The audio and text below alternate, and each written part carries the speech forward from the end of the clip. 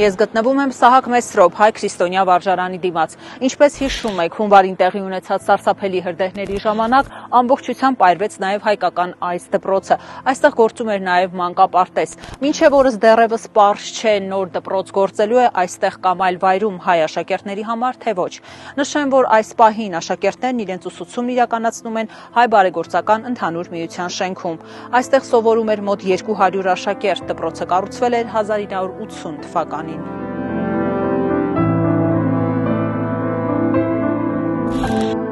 Դպրոցում անգլերենով դասավանդվող պետական ծրագրին զուգահեռ ուսուցանվում էր հայոց լեզու, պատմություն, կրոն։ Այստեղ երեխաները բացի կրթությունը նաև իրապես հայեցի դաստիարակություն էին ստանում։